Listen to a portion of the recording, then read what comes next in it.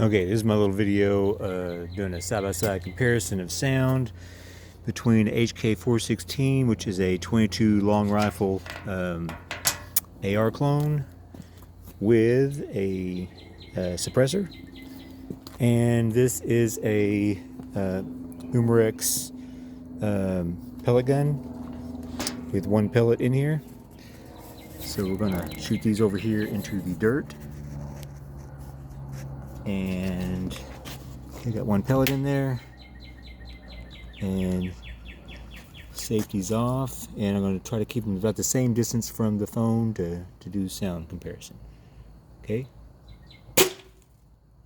there's the pellet gun,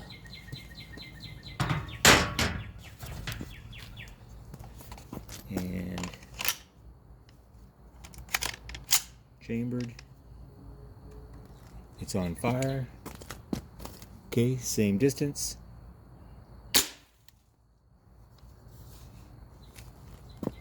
Pretty close to the same sound. Well, maybe, yeah, pretty close. We'll just call it a draw.